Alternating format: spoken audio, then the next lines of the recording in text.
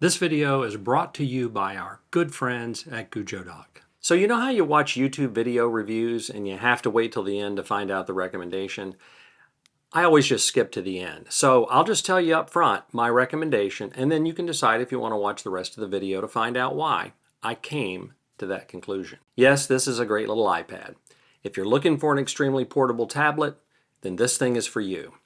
Okay, now for the rest of the video. Hi, my name is Rich and I make simple videos on how to use your iPhone and iPad, and by simple I mean really simple. I leave all the other complicated stuff to other YouTubers. Every now and then I do an iPad review, and today we're taking a look at the iPad mini 6.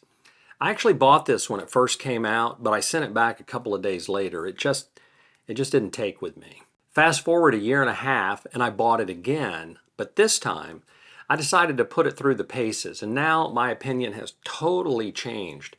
In fact, I'll probably end up using this iPad more than any of my others. And by the way, I have all the other iPads, really, all of them. But here's the thing. From the base iPad to the most expensive iPad Pro, they all do just about the same thing. The iPad Pros have a nicer screen and Face ID and stuff like that. And that's all great. But the software acts the same on every device. In other words, your user experience is just about the same from the base iPad to the super expensive 12.9-inch M2 iPad Pro. And to me, only if you're some super user needing maximum power does the high-end iPad make sense. Anyway, what sets the iPad mini apart is, of course, its size. It's small and can be held with one hand by most people. It's got the modern design and a Touch ID button that works well. It took me a little while to get used to the Touch ID button being on the side. I have an older iPad where I just put my thumb on the home button to wake it up, and that worked really well.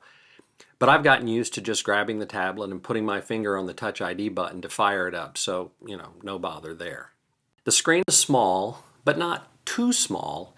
It's 8.3 inches, and carrying it around, it feels like a little notebook.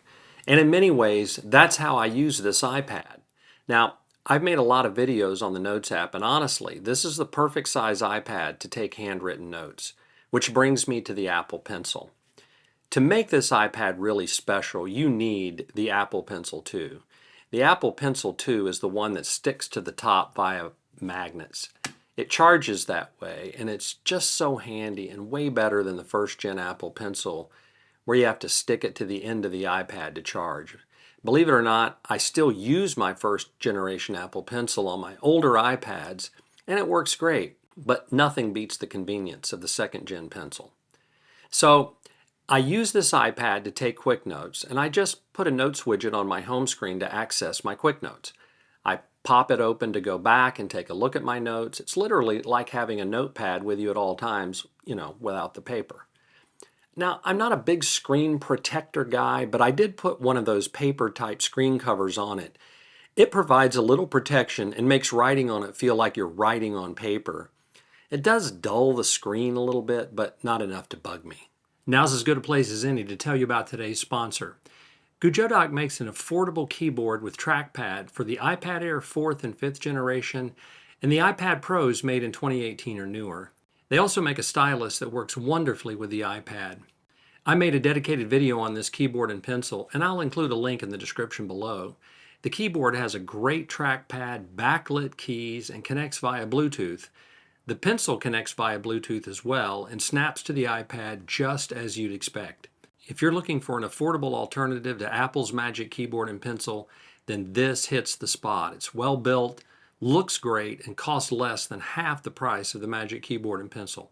Check out the link in the description below, and thanks to our friends at Goojodoc. And now, back to the video. I read a lot of books too, and this iPad mini is great for that. I typically read in portrait mode. The screen is bright enough for my old eyes, and I can highlight sections of the book with the Apple Pencil that I think are important to remember.